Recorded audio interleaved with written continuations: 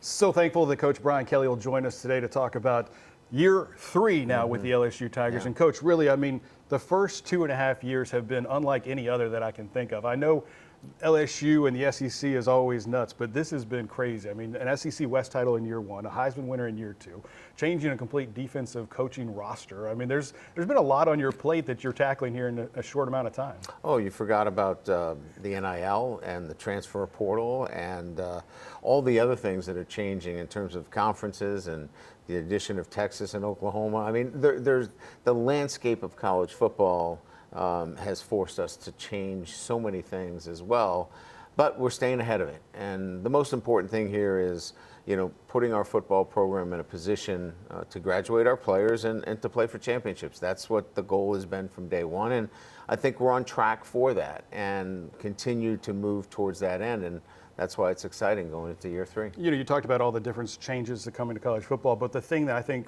you imparted on us from day one is really building that foundation. And where are you, I guess, in that foundational build? Well, foundational builds are about bringing the players into an understanding that this is going to be hard because we're going to ask you to do things that elite players need to do, and that's make sacrifices. Understand that it's about getting a degree and playing for championships means you got to eliminate all the other things that can be distractions, and sometimes those things are hard today with social media and all the distractions that are out there. Our guys have done a really good job of making sure that those things don't get in the way of what our vision is and what our mission is for this football program. And look, we've made some good progress. Our APR is up in terms of our academic persistence rate. Our guys understanding how important it is to have an identity outside of football, as well as winning football games. And now we take that next step, and that next step is, we want to be part of the 12 teams that get selected for the playoffs because that gives you the chance to win a championship. Now, along the way, the SEC is important to us, and winning the SEC is absolutely crucial to us. But again, at the end of the day, you got to be part of those 12 so you get a chance to win a championship. Let's stay there and talk about the playoffs. Obviously, it appears from the outside that it'll be easier to be involved in the playoffs, right? But is there more pressure now on teams like an LSU, like Georgia, like Alabama that are consistently at the top to stay there and qualify? No, I think it's probably the same. Look, you were trying to qualify for, the SEC championship, by going through the SEC West. Look at the teams that are in that league, Alabama, Texas A&M, Ole Miss, LSU.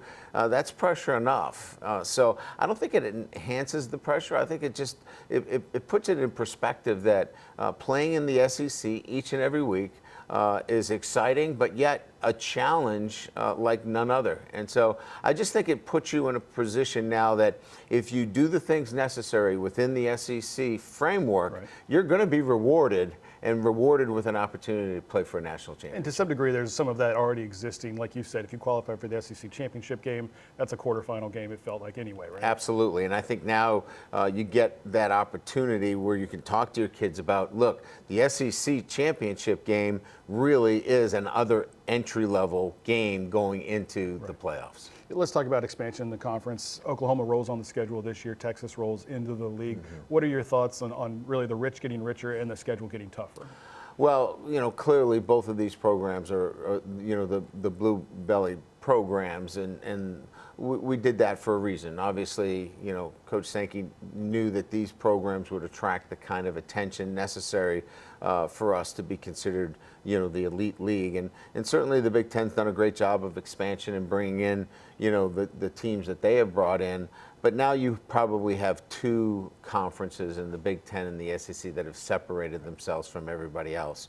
But these are 2 great programs. Obviously, Texas going to the playoffs last year, Oklahoma with the rich tradition that they have. I think, again, it just brings the challenge. We finished up the season with Oklahoma. That's never been something that LSU has done before. So, I mean, it brings excitement to your schedule. You open with USC and you finish with Oklahoma. Pretty good schedule. Pretty good and schedule. in between, you play the SEC. So I think it's pretty exciting for our fan base. I know they're excited about it. And for our players, I mean, they know the challenge. How you start, how you finish. It's a pretty rugged schedule, but that's why you play at LSU. You talk about these 2 super conferences and the positioning that the SEC has in that. You've been to D.C., you've met with Congress members. Where do you see this thing moving towards? A rev share model? employee versus non-employee? What are your thoughts? Well, first of all, there's got to be a settlement. The existing case requires some form of settlement before we can get to any kind of conclusion relative to where we go. So I think once there's a settlement of the current case, I think then we can start talking about where is the next step. And the next step seems to be, if all rational minds are consistent with this, is that there's going to be some kind of model that shares the revenue pieces that are out there, because we know that there are large revenue pieces that are being shared. So hopefully that case gets settled. It appears as though it's moving towards an out-of-court settlement. And look, I think if it keeps to, the course it's at, I think everybody knows that if you go to, look at the batting average here right now, the NCAA hasn't won many of these cases. So I think an out-of-court settlement seems likely.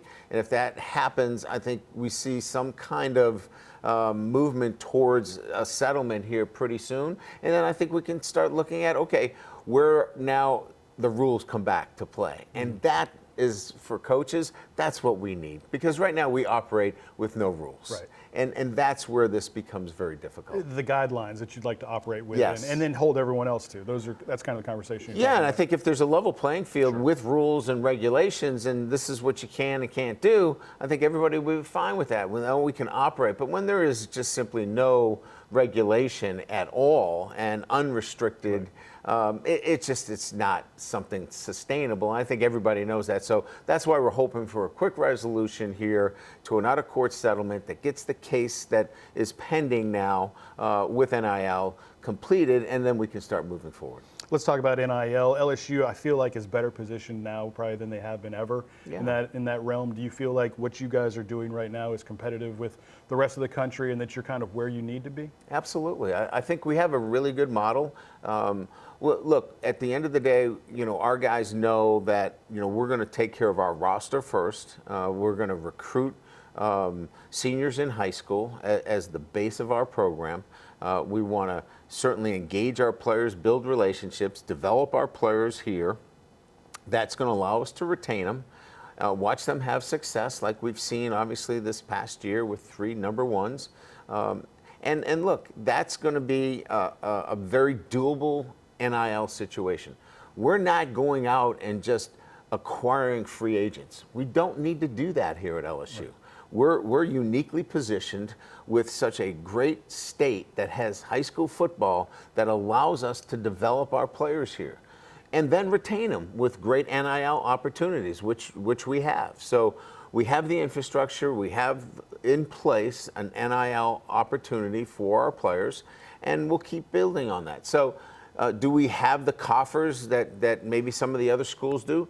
No, because we don't need to do that. But if there's a player out there that we feel like will help our football team, we can go get them. And so it's never going to be that we don't have the ability to do that. It will be much more about we choose not to do that. And that's a good place to be. I think sustainability is the right word that you absolutely, yeah, said before. So with knowing that, one of the things that's being kicked around, right, is that, obviously the defensive tackle position. I think, and I don't want to put words in your mouth, but I feel like there is a value that you were looking for, and it's not necessarily monetary tied. Correct. It is more an intrinsic value that you need. I'm just wondering how much of that was learned from the last 2 years of operating with this in this space, and I can think of specific positions, right, where things didn't work out. Is this a learned trait that you're now trying to build into your sustainability? Yeah, you have to be able to walk into this building and understand the standards that have been set here. You talked about in the very first question about, where are you with your program? There are standards. There are a clear way of doing things here, and you have to be able to fit into this culture here. Right. And so if you're going to come in with a price tag on you, and you think that that's going to get you around this building, that's not how it works here. We got guys like Will Campbell and Emory Jones that they don't come in here, with their wallets. They leave their wallets in their locker, and they come in here and they work every single day. So you've got to be part of that culture that has been built here. And that's who we are, and that's who Louisiana is. And so you've got to fit that. Right. And so you got to be the right kind of person. There's nothing wrong with wanting an NIL. That's a good piece of this. But if it's all about the money, this isn't the right place for you. There's some traits that won't pull you through when the money's gone. Absolutely. We want guys that are going to be able to grind it out and play because they love their teammates, they love LSU, and they love playing this game of football. Well, let's talk about the defensive tackle position. Yeah, absolutely. Did you feel like you painted yourself into a corner by saying that's the one spot you needed to go address in the transfer portal? No, because I think the spring puts you in that position. Look, the spring is really about roster management and looking at your roster and finding out, how do you manage your roster? And so we were really much more interested in managing our roster first and then looking at the defensive tackle position. Now, we're not done at the defensive tackle position. We're going to continue to recruit. We still think that there's some players out there that, warrant bringing to campus, and we're going to be doing that over the next couple of days and the next probably week. But I think you have to understand that the spring portal is not about going out and finding players as much as it is making sure that you get your roster set. December and January is really where you're trying to build your roster because everybody's doing it at that time.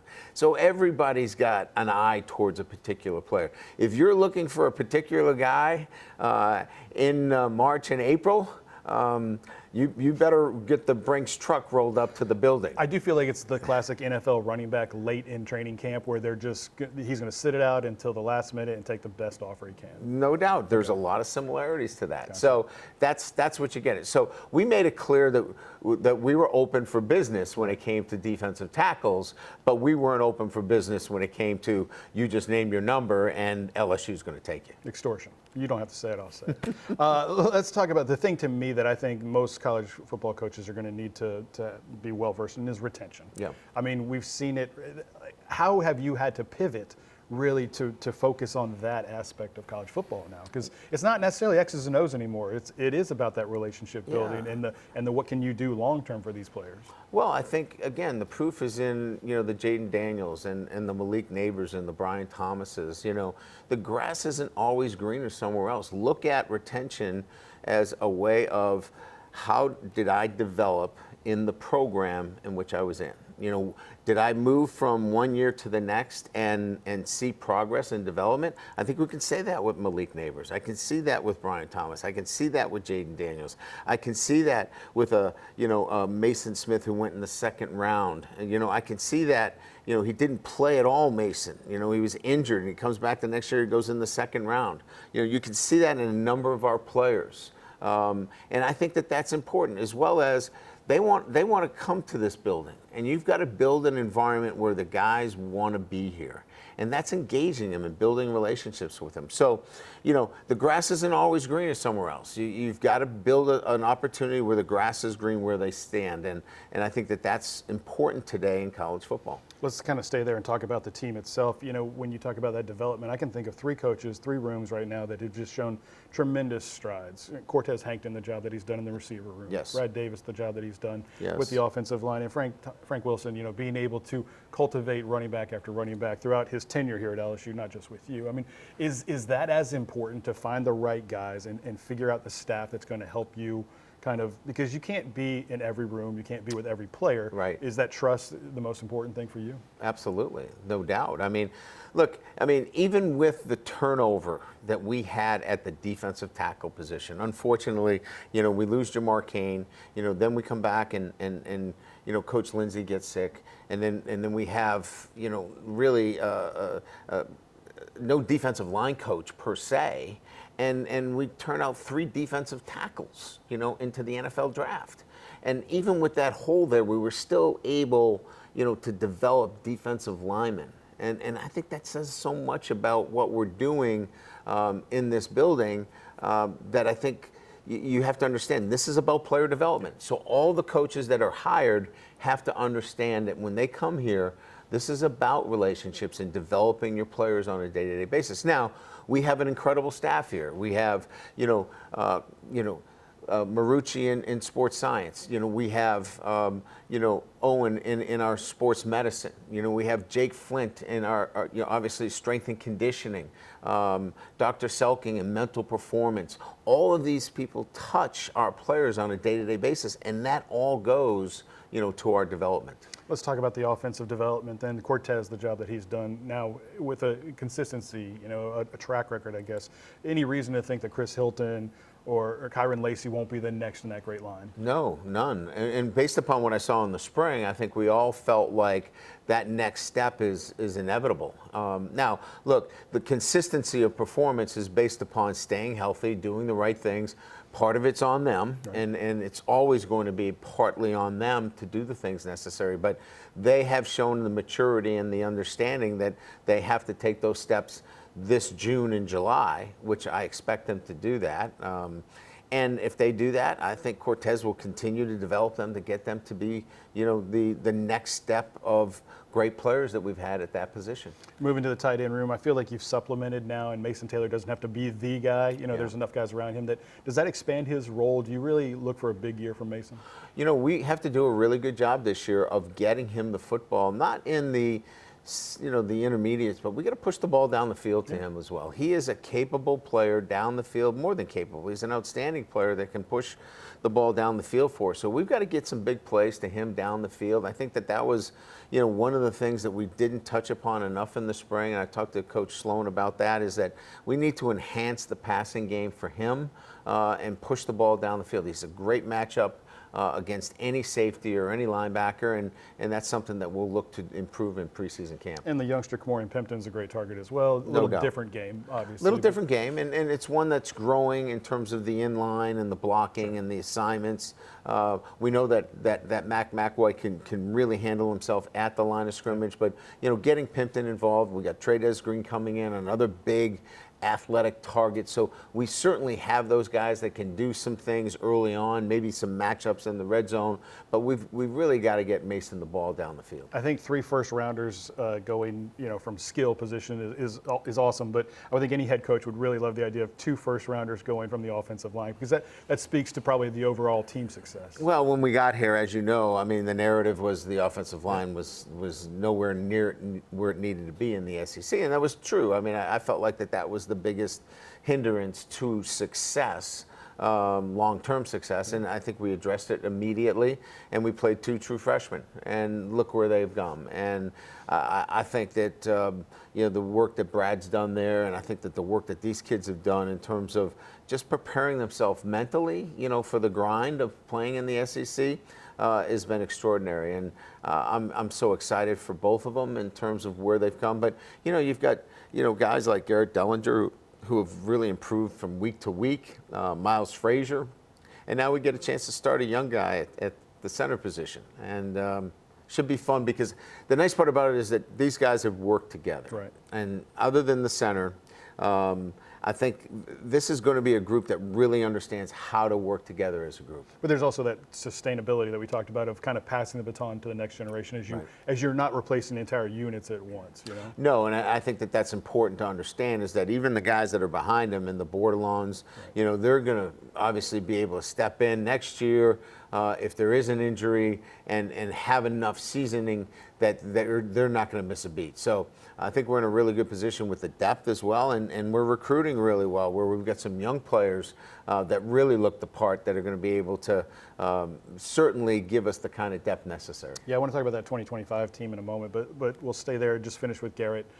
Finally his turn, his time. Does him being Doug's son help you or help Joe specifically get that messaging into him the way that you need it to be there? I thought where that really paid dividends for us is with him staying when he wasn't the starter. I think having that coach's pedigree gave him the patience and maybe the I think forward thinking, if you will, that hey, I'm going to get my chance, and when I do get my chance, I'll make the best of it. I think that's really where it helped. Right now, where he stands as the starter, I think that pedigree shows itself in the leadership category. Okay. because he's been around the game. He knows the game is more than just playing it. You also have to lead from that position. So we're getting great leadership from him as well. And so now you've got a quarterback that's also one of your best leaders. Let's flip sides of the ball and talk about the defense. Obviously, Blake Baker coming back to LSU. I'm just curious, how much schematically will you be able to maybe supplement some of the pieces that you're missing? Is it going to look different? Obviously, we know this star role will already be a little bit different with what Major Burns is going to be doing. Is that something that might be able to alleviate some of those concerns where you're thin along the line? Look, so part of the issue here is last year, schematically got us in trouble. We need to be fundamentally sound, and we need to play with that extra heartbeat. We've got to run, we've got to hit, we've got to play excited, and we got to get our cleats in the ground and be great tacklers. And so I think what Blake clearly understands is that you start with the foundational principles first, where you get your guys excited about playing this game on the defensive side of the ball, and then we'll gradually work into some of the schematic things. But I don't want to get too far ahead of ourselves because, Matt House knew scheme. I mean, there wasn't a smarter football coach that I've been around in terms of understanding scheme. Where we need to be is as a group, understanding the basic tenets of playing college football, and that is run, hit, get excited, get the ball out, take it away, get off the field on third down. And some of those things really have been coached hard in the spring. And then you're right, there are some nuances to this where we have to be a little bit different in certain areas, and we've got to move some guys around. And look, at the end of the day, you got to get your 11 best players on the field. And so how do you get Whit Weeks, and how do you get all those guys on the field at the same time? We're going to have to do that because that falls on us to get the best guys on the field. Yeah, I was leaving the spring game, I was really impressed with your linebacking core. Wes Weeks, Whit Weeks, both. I mean, to me, I feel like that is a situation where you actually have probably too much talent, at one position where you would like to see it elsewhere. I guess. Well, then that's our job. Greg Penn, Harold Perkins, just those things. Like, how exciting is it to kind of be where you were, where you maybe didn't have the parts you needed to now have a surplus? Well, that goes back to what we were saying. Once you establish the foundational principles of playing defense the right way, then you got to get the 11 guys on the field. So, it's not just about, well, Harold's got to play here. Harold's got to move around and play where he needs to play so we can get all the other guys on the field too. Right. And so that's going to be important. Where does Major Burns play? Well, Major's got to play where we can get everybody together. So what you'll see is as we start to feel good about the foundational principles of defense, is getting the 11 guys on the field that can impact us from an athletic standpoint and allow us to do the things necessary to be successful. Do you feel that Cory coming back helps that secondary room, not just this year, but obviously, with the growth and his ability to build kind of again? Yeah, so there's two things there. One, there's no one that I've been around in my time that works harder at the recruiting end of it and carries a reputation that is nationally as strong as his. Yeah. So, and we needed to get better there, so that was not very difficult. The second thing is he cares so much about the development of the players at that position that you don't have to worry about where he is. I mean, he is with his guys every second of the day. And so we needed player development and we needed recruiting. We didn't need anybody to let us know what kind of coverages he wanted to run or what kind of schemes. We needed somebody to develop players and recruit them. And he's doing that, and that's exactly what we needed, and he's doing it really well. I think, the head coaches can learn all the time, just like, the assistants or the GAs Every can day. learn. Do you feel like you learned something there? Obviously, when you came here, it was a total clean house, right? But now we've gone back and hired a couple of different guys that were on that staff. Was that something that, in hindsight, you maybe could have handled better, or is timing the thing that you needed to kind of understand that? Yeah, I think time, and I think Blake needed another job. I think Blake needed to go out after, he was at Miami, then he came here as a position coach. I think going to Missouri, I think he would tell you it was a great opportunity for him to really, show himself and what he could do with, he didn't have, the players that he had at Miami. He may have had some B players, and kind of in some sense, the sum was greater than any one of his parts there. And you saw all the players that they got drafted at Missouri. So I think it was a great opportunity for him and to be evaluated at the same time. So it gave me a great chance to see him in that role. And I think it worked out great for him. I think when it came to Cory, I think at that time, the transition was needed, and he needed to take a step back. And so I think it's all about timing in those situations. It wasn't about that anybody was a bad coach. Right. It was much more about the timing and making it a reset. And everybody got a chance to take a reset, take a step back. And now I think the timing works out great, and all the roles now fit nicely for us at LSU. We'll finish up with the players and just kind of talking about special teams. Mm-hmm. Look, we can call it what it was. The punting display in the spring game wasn't where it needed to be. Mm-hmm. I think that's an issue for you guys still to address. I mean, where do you feel special teams is right now? Yeah, we need to be more consistent at the punting game. There's no question. I think, when we talk about Jay last year, Bramlett, he was probably one of the most consistent in the SEC. He did the things that we asked him to do, punt away, constrict the field, give us hang time, allow us to, really get down there on coverage. He wasn't really allowed to outkick his coverage at any time, and he did that for the team. Damian Ramos was 77 for 77 on PATs. That's pretty extraordinary. I mean, he beat out Malik Neighbors and Jaden Daniels for scoring. I mean, that's pretty good. We got our top scorer back. Those are really big things. I mean, special teams has changed in the past 5 or 6 years, right? I mean, I think the conference leader in punt returns was somewhere in the low 12, 13 yards of return. So, I think we have to make sure that our punting situation is addressed and we're more consistent there. We think we have talented players there. I think we're going to be fine in the kicking game, and I like Slade Nagel and his approach. Okay. The players have really responded well in the spring to the way he has coached them. And Bob Diaco is still part of that group, and Bob did a really nice job with them, and he's got the respect of the players. So I feel really good about our special teams going in, but we've got to get our punting situation mapped out, and we'll spend a lot of time with that in preseason camp. We'll wrap with just some new things in 2024. The helmet communication is interesting to me because for those of you that don't know, one player on each side of the ball will get a transmitter or a receiver in their helmet, and you'll be able to talk to them much like the NFL, but it'll cut out 15 seconds if I'm correct. Correct. There's a lot that's going to happen there.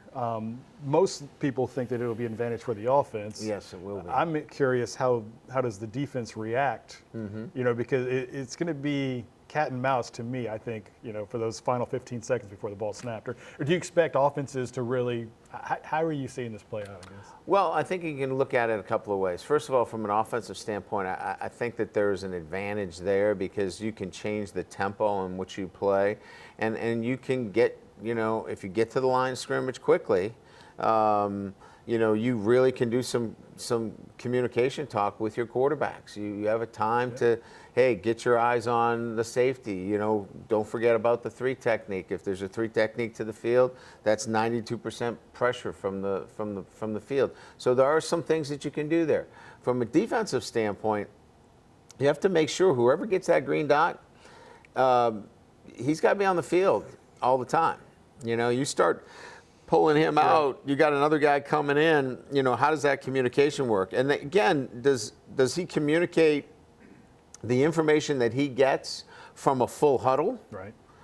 Because if you're not huddling on offense, you can't bring them all up together. So you've got your secondary still back there. How does he get the information that he's got coming through here? How does he get that back to the secondary?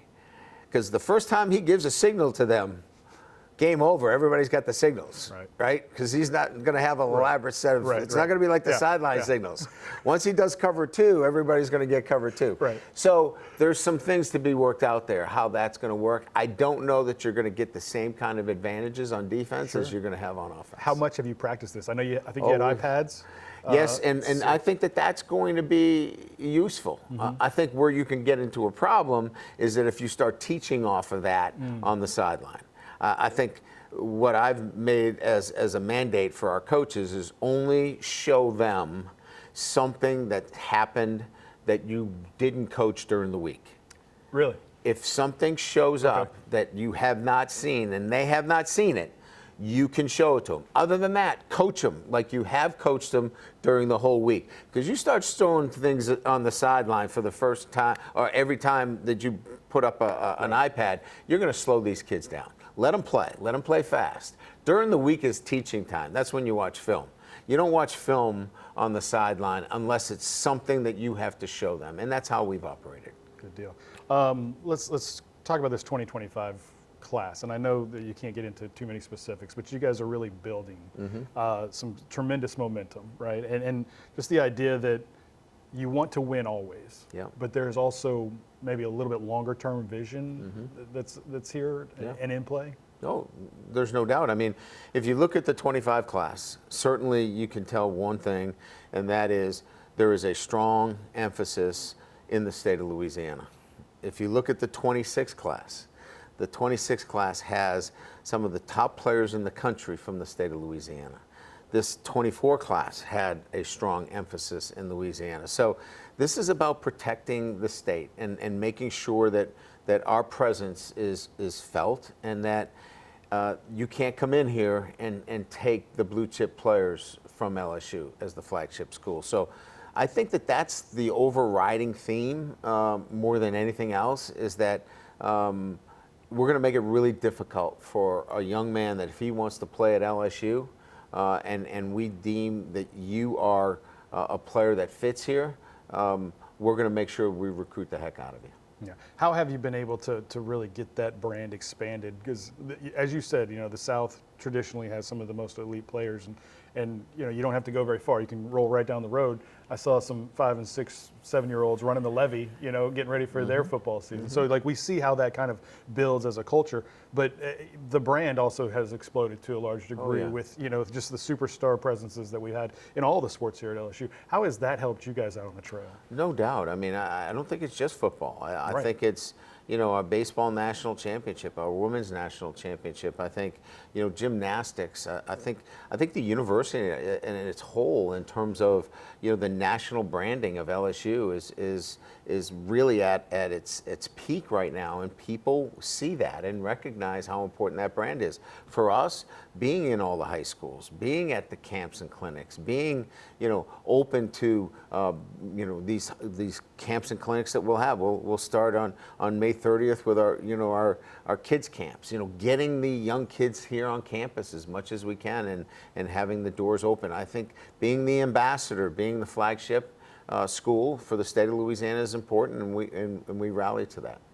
Coach, not a long summer, I should say, a short summer for you, because you have camps and then you have officials coming up, I think. Yeah, we start May 31st. First weekend in May, June visits, and we'll use the whole month of June for our visits. We'll take a little time in July and recharge, and right back at it in August, and before you know it, we'll be in Las Vegas. Yeah, September 1st, against USC, right on WBRZ, I think by the way. That's, how about that? That's a nice little change, getting it. You guys will be busy. We'll wrap on this. I guess not a lot of success in the openers the last couple of years. Is there something that you've identified to be able to change? Yeah, it's the food. It's the food. We're going to change up. We're going to more crawfish. Yeah, that's the key. It's a tough season. Look, I mean, I think if you look at the 2 openers that I've had here, Florida State, obviously the first year we're kind of finding ourselves, and we had an extra point blocked, and then the second year we clearly ran into early on a team that was a really good football team, and we did not execute at the highest level, and we saw problems on defense that were exposed. So we know where we are. I think we're a much more balanced football team on both sides of the ball. We'll have to have a great offseason here in June and July and prepare our football team in the manner that we've in the past and be ready for a very similar USC team, right? They lost their star quarterback, who was the #1 player in the draft. We lost ours, who was the #2 player in the draft. They've had a whole reset on defense. We've had a whole reset on defense. So this will be a great matchup in Las Vegas. You should turn into WBRZ, and I think you're going to love watching this game. I think you how's will that, as well. How's that a way? That was a great plug. I appreciate that. Thank you so much, Coach Kelly, for joining us. Can't wait to Appreciate see it. Thanks, an man. exciting year of college football ahead of us. It will for be. sure. Thanks.